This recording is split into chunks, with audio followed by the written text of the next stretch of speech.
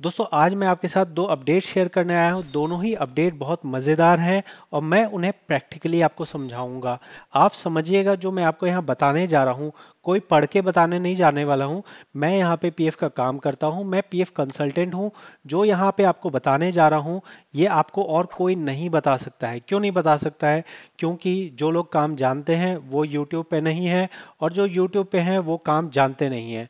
आपको जो मैं कहने जा रहा हूँ ध्यान से समझिएगा। देखिए, पीएफ ऑफिस जो है सरकारी संस्था है। सरकारी संस्था के तौर पे जब भी उसको कुछ भी आगे बताना होता है, जैसे मान लो एक पीएफ ऑफिस है, उस पीएफ ऑफिस के अंदर हजारों कर्मचारी हैं। उन हजारों कर्मचारियों को जब पीएफ ऑफिस को कुछ बताना होता है तो उस चीज़ को बताने के लिए पीएफ ऑफिस जो डॉक्यूमेंट जारी करता है उसको सर्कुलर कहा जाता है। ये जो सर्कुलर होता है, ये सर्कुलर कई बार पीएफ अधिकारी के कुछ चीज़ों को समझाने के लिए होता है, जिनमें से एक सर्कुलर है जो पीएफ अधिकारी को बना के दिया गया था और बताया गया था कि आपको ऐसे काम करना है। मैं किस सर्कुलर की बात कर रहा हूँ? सर्कुलर आप यहाँ देख सकते हैं। एक सर्कुलर पहले आया था जो कि आया था 28 मई 2024 को।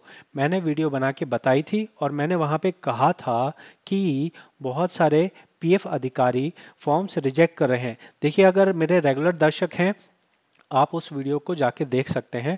मैंने आपको क्लियर कट समझाया था कि बहुत सारे पीएफ अधिकारी जो है फॉर्म्स को रिजेक्ट कर रहे हैं, ये कह के कि हमें जो आपका फॉर्म रिसीव हुआ है उसके पीछे चेक नहीं लगा है। मैंने बहुत अच्छे से वहाँ दिखाया था। क्या वो चीज़ मैं साबित कर सकता हूँ? हाँ, मैं साबित कर सकता हूँ। उस दिन भी जो मैं बोल रहा था वो एक्सपीरियंस के बेस पे बोल रहा था, और जो आज भी मैं बोल रहा हूँ वो एक्सपीरियंस के बेस पे बोल रहा हूँ। मैं आपको सबसे पहले ये लाइन पढ़ा देता हूँ। ये लाइन क्या है? ये लाइन यहाँ पे लिखी है। देखिए, क्लेम जो है ना, डीए को जानकारी दी जाती है कि ऊपर वाले मैसेज को देख लें और फॉर्म रिजेक्ट ना करें। यहाँ पे क्या लिखा है? यहाँ लिखा था कि हम जो ये ऑटोमेटेड बिना चेक वाला फॉर्म है ना, उसको अलग रंग में बनाएंगे।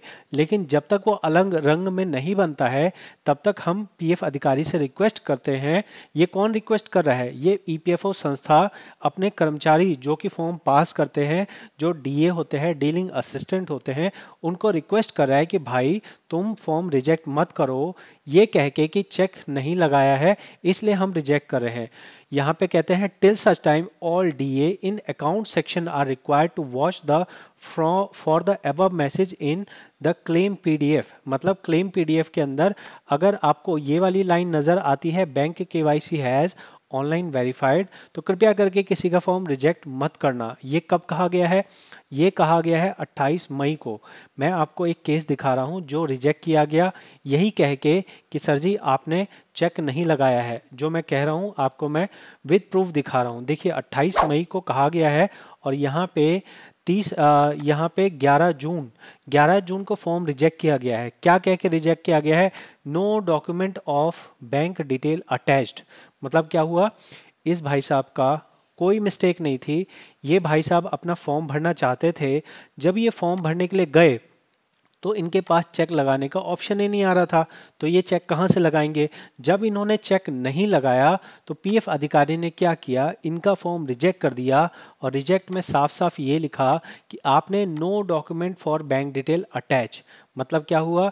अधिकारी ने इस सर्कुलर का पालन नहीं किया।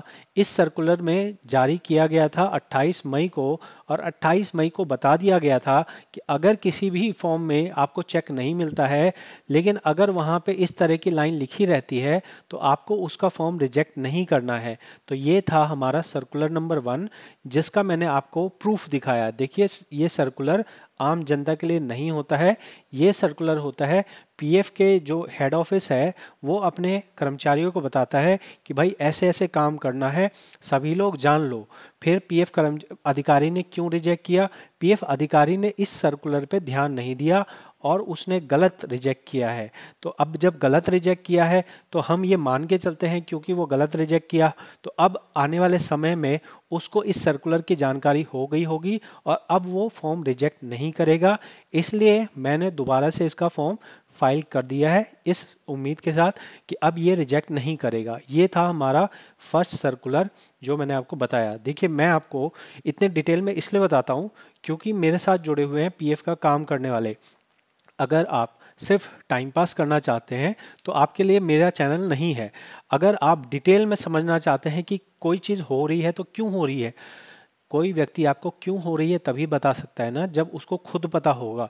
तो मुझे पता है कि कोई सर्कुलर जारी हुआ तो क्यों हुआ, मैंने आपको बता दिया है कि नए रंग का यहाँ पे क्लेम फॉर्म आएगा, तो यहाँ जो लिखा हुआ है वो होगा ही होगा और ये आप भविष्य में देखेंगे। ठीक है, अभी हम किसकी बात कर रहे हैं, अभी हम एक नए सर्कुलर की बात कर रहे हैं और ये नया सर्कुलर हमें जो जारी किया गया है इसकी वजह क्या है, वजह समझिएगा। वजह जब आप समझेंगे ना तब आपको मज़ा आएगा। देखिए यहाँ पे क्या कहा गया है, यहाँ पे कहा गया है कि अगेन ये एक सर्कुलर है और अगेन इसमें कहा गया है कोविड-19 वाले ऑप्शन को हम समाप्त करने की घोषणा कर रहे हैं। अब इसका मतलब क्या बना, क्या हम आज के दिन में जब हम अपना फॉर्म फाइल कर रहे हैं फॉर्म 31, तो क्या हमारे पास कोविड वाला ऑप्शन आ रहा है? जब हमारे पास कोविड वाला ऑप्शन ही नहीं आ रहा तो कोई आदमी फॉर्म कैसे भरेगा? इसकी क्या वजह हुई कि इनको ये सर्कुलर जारी करना पड़ा? तो देखिए इसका जवाब ये है कि कोई भी चीज़ शुरू की जाती है तो भी एक औपचारिक आदेश होता है और कोई भी चीज़ ख़त्म की जाती है तो भी एक औपचारिक आदेश होता है।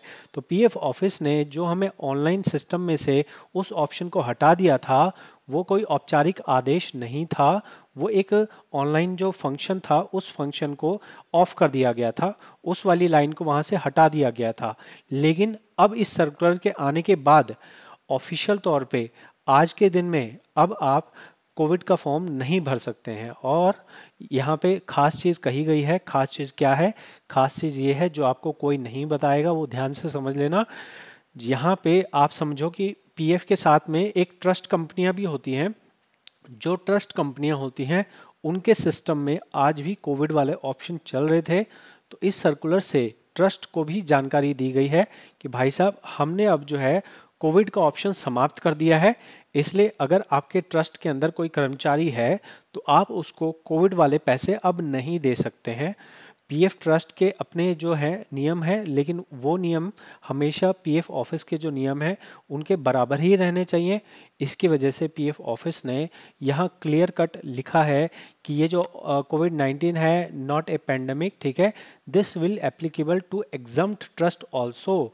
एग्जम्प्ट ट्रस्ट को भी हम सूचना दे रहे हैं कि कृपया करके अब आप इस ऑप्शन के वजह से किसी भी कर्मचारी को एडवांस मत दीजिएगा।